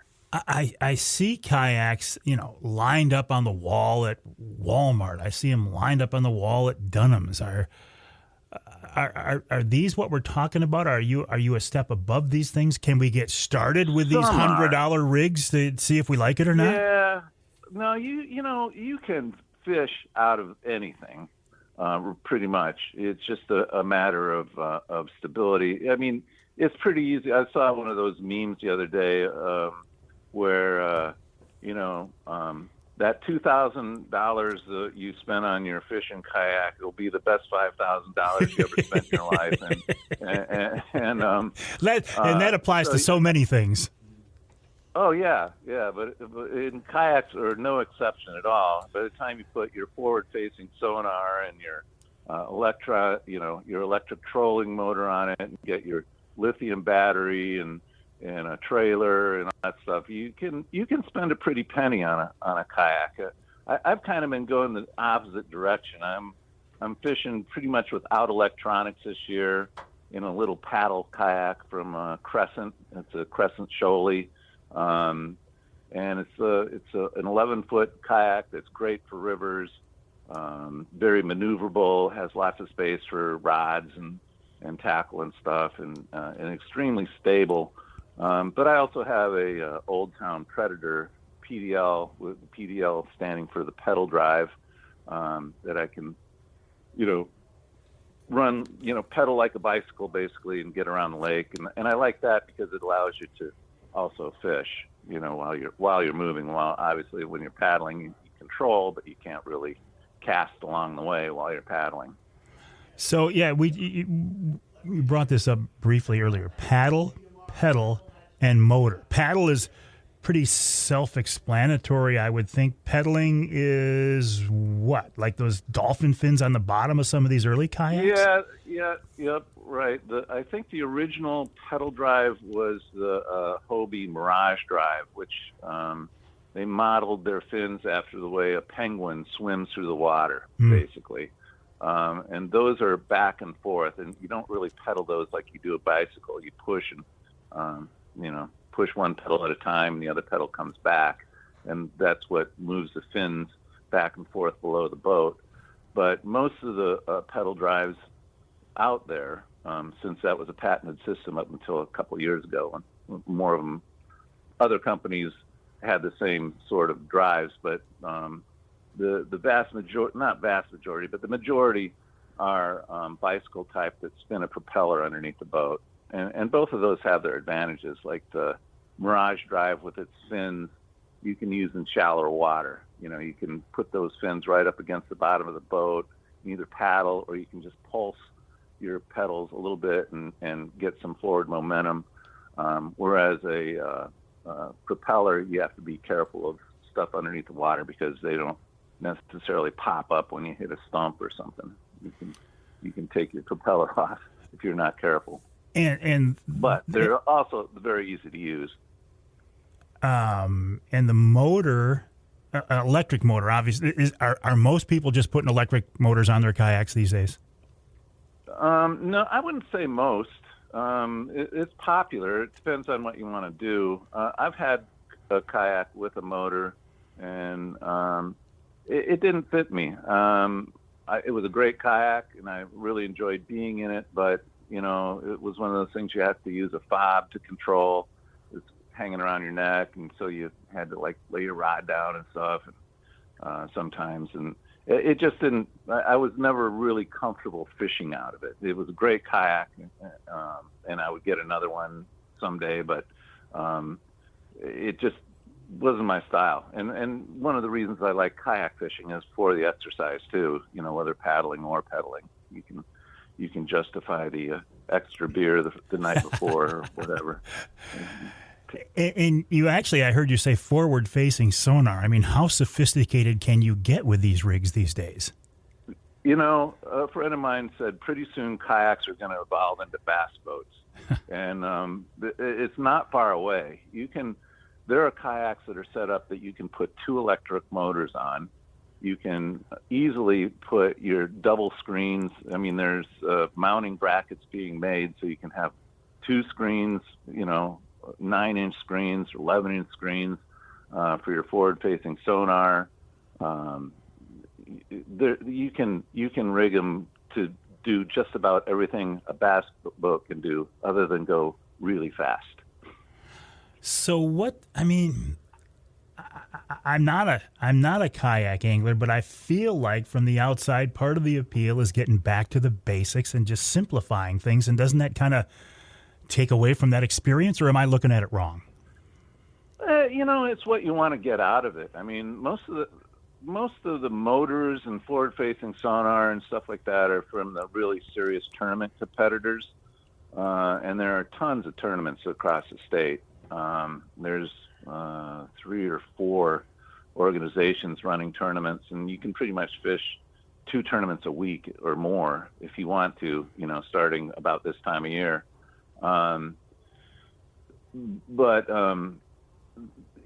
There's a lot of guys that do well in tournaments that just paddle. The guy that won our league last year is 21 years old. His name's Kyle Smith. He had a little kayak, 10-footer, no motor, no electronics, and he just paddled out. He's just a good angler. I mean, he pre-fished some out of a bass boat, and he and his dad have fished around in a long time, so they know the spots. but he just used his phone to some like the one of the Garmin apps that shows the structure of the lake, and just saw where he wanted to fish on his phone, and then he fished the structure he wanted to fish, relying on the Garmin app, and kicked butt. I mean, he fished like 8 tournaments and won 4 of them and cashed a check in the other 4. And here are the guys with forward-facing sonar and motors and stuff that aren't keeping up with him. Is yak fishing for bass only? Oh, no. And actually, that's something that I'm going to, I've made a conscious decision to fish fewer tournaments and do more of what I used to do when I first started fishing. It's very fun to go out and fish like the stock trout lakes at night from a kayak. That is really cool, and you can do extremely well. You can hang a light over the side. Berkeley makes those floating lights, and among other companies. And you just drop a wax worm over the side or a minnow. You can take a butterfly net along and net whatever skipjacks come into the light and use them for bait. And you catch trout and crappies all night long. And that's a ton of fun. And I used to fish for salmon, close to shore, like this time of year, or in the mouths of rivers and stuff. And I've gotten too much into the bass thing, and I want to branch back out and go back to my roots that I really enjoyed about kayak fishing.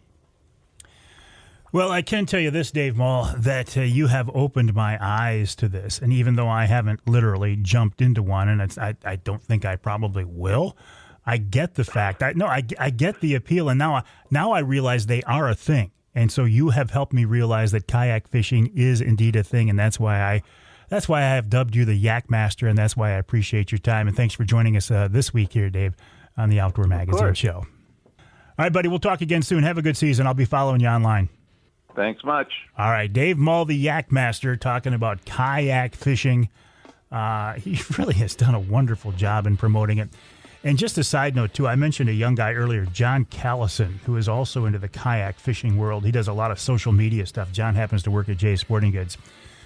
He does a great job as well. So this whole concept of, listen, I love my Angler Quest. It's a beautiful rig. It's a big, beautiful rig.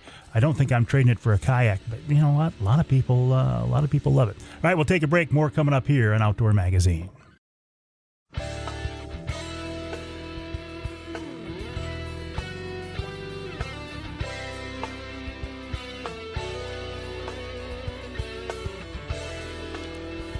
You can hear the Outdoor Magazine show in Tawas on WIOS 1480 AM, 106.9 FM. And you can hear us in Saginaw, WSGW 790 AM, 100.5 FM. You know I'm in the studios of WSGW right now to record this week's show. And I call this little corner of the building the Outdoor Magazine studio, and so far they're letting me get away with it. I'm in here with Charlie Rood. It's a beautiful day out. I mean, it is a beautiful day out, and as a result, the crowds are showing up in the parking lot. I think this is probably the biggest crowd of the entire spring so far, and they're chanting, Charlie, Charlie, Charlie. I don't see any pitchforks, Charlie. I don't see, so I think you're good. I think you're safe to leave the building here. They just love Charlie. I appreciate Charlie Rood's help. I appreciate young Jonathan Dent. I'm going to call him young till he's 50 years old. He's always going to be young Jonathan Dent. So I appreciate the guys so very much. Also appreciate the fact that this segment of the show is brought to you by the good folks at Reader Landscaping. Reader can take care of your lawn and property because it's your nature and our nurture. Let them create an outdoor getaway in your yard and maintain that getaway as well. I was talking with John Gower of Reader the other day, and he says, Mike, you're making me famous because John is my guy. Okay, John is my guy, and he's famous because I can reach out to him, and I know I will get something done. And at our place, the Reader crews have been around a lot lately because they're busy, busy, busy. John says, hey, Mike, is there anything I can do for you right now? And I said, yeah, you can dry my yard up enough that I can go out and mow it. He said, well, some things are beyond my control, but I think I think looking out there today, I think I can probably get out there and mow that yard and not need a hay mower. But I don't care if it's mowing. I don't care if it's trimming. I don't care if it's springtime cleanup, if it's opening your water features or your sprinkler system. Trimming, if I didn't already say that. The folks at Reader can take care of you. They've been doing this 60 years. You know they're doing something right. And if you go to readerlandscaping.com, that's readerlandscaping.com, maybe you can get your own John Gower, too. All right, what else is going on? This weekend is the opener of trout season here in Michigan. It's the opener of the walleye season in the lower. Our friends in the Yup are going to have to wait until mid-May. Turkey season in full swing. Morels are popping. I don't have a bird yet. In fact, I have not had a close encounter with a bird yet. At this point, as we're in the studio midweek, I've only been out 2 days. The first time was opening day with my grandson, Trent. We had a bird talking to us, but we couldn't call him in. 2 days later, I was able to get out in the evening. It was an absolutely beautiful night. I thought, man, this is a turkey taking night, but I didn't see or hear a bird. So I expect we will be out this weekend, we being me and my grandson, Trent. We'll see what Mother Nature brings us. We'll see if God blesses us with a bird. Either way, we're going to have just an absolutely great time. I love spending time in the outdoors with my family. That is what it's all about.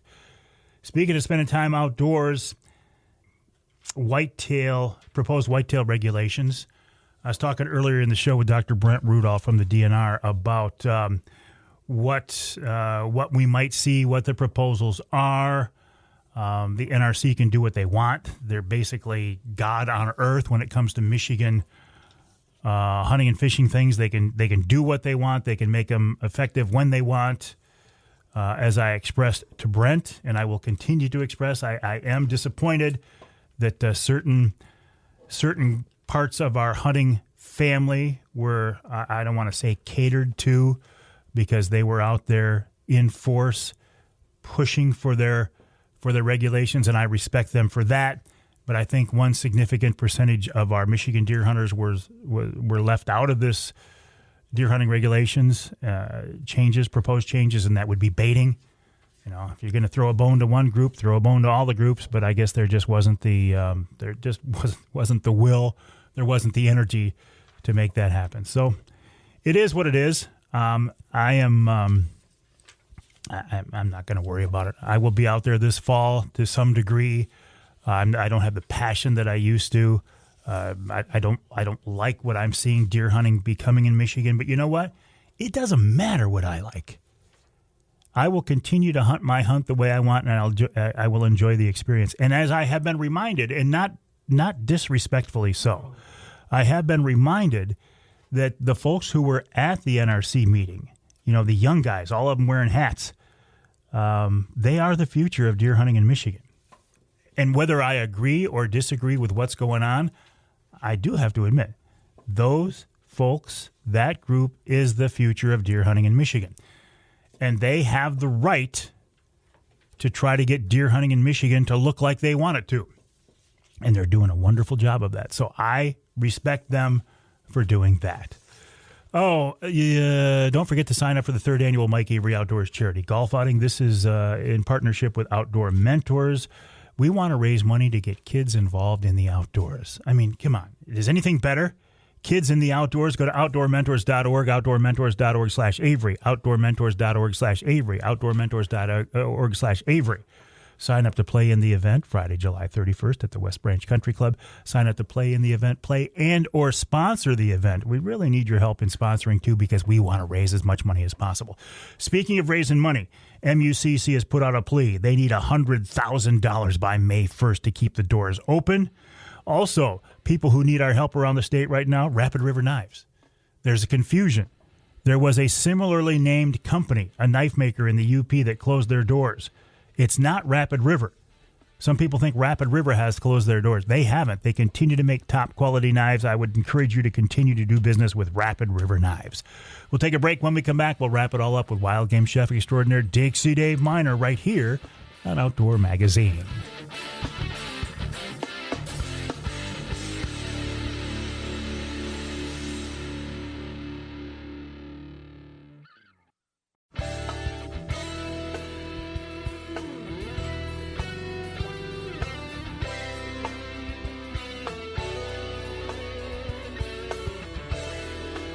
Thank you so much for joining us this week here on the Outdoor Magazine radio show. If you're listening to the podcast version of the show, thank you for that as well. I appreciate the fact that you have taken time out from your busy schedule to hear my voice. A lot of other things you could be doing, a lot of other content you could be consuming. So the fact that you're here in the Outdoor Magazine show, I do certainly appreciate it. Also appreciate the fact that Wild Game Chef Dixie Dave Minar has been such a big part of this whole franchise for many, many years. I just think Dave is a sweetheart of a guy, and he's just the nicest guy in the world. He's with us now on the Outdoor Magazine phone line. Dave, welcome back. How are you? Real good, real good. Did you get your turkey yet, Mike? Not yet. I didn't get it yet, but I got to tell you, it was so nice to see you and Terry and the rest of the crew at the Lumberjack for Wednesday Night Live the other week. It was just nice, Dave. Well, they did a nice job. My food was really good. I was really happy. Coming from you, that's a heck of a statement. I think so. I think they did a good job. Boy, the place was packed, and we got our food fast enough. Yeah, you look at that from a different perspective, I would imagine. And I'm going back to our original Wednesday Night Lives that were, the first ones we ever did out in the field, as we used to say in TV, and it was at your restaurants. So we've come a long way. Great, I think we have. The boys there do a good job. They do a great job, and it was so nice to see you there. And I know you got to visit with Art Lewis, so it was a nice event, and I appreciate you and Terry and everybody else coming up. Good seeing Art again. Yep. What do you have for us this week, David? Well, we got on page 61, we have a wild turkey au gratin. And this one, you could use the legs and the thighs, too. So, you want to cook them until tender in a crock pot or a pressure cooker so you can pick the meat off the bones. And then you're probably going to have one more breast. You're going to either roast it or boil it, steam it through. And you need about 2 pounds of clean turkey meat total for four portions. Need a medium onion diced fine, 12 ounces of cheddar cheese shredded, 1.5 cups of seasoned Italian breadcrumbs, 12-ounce package of mushrooms sliced thin, 2 tablespoons of garlic butter, 3 to 4 cups of chicken gravy or thickened turkey stock would be great. 1 pound of extra wide mushrooms and 1/2 cup of heavy cream. So when you get your legs and thighs done, if you're going to use them, if not, just use the breast. But it's a good way to use the thighs and legs. So in a large pan, big enough to hold everything, you want to saute the onions and mushrooms for just a couple of minutes, just to break the flavor loose. You don't want to cook it all the way through yet. So then you add the cleaned diced meat and the gravy and bring it to a boil. Add half the cheese, garlic butter, and cream, and reduce the heat. And you want to go down real nice and low so you don't scorch the cheese. You want to simmer it for about 5 minutes. Divide the cooked noodles on 4 separate oven-proof plates. Spoon the mixture over the noodles. Sprinkle the remaining cheese and some breadcrumbs over the top. Place it under a medium-hot broiler. You're going to watch this because the breadcrumbs will toast up real quick and get black.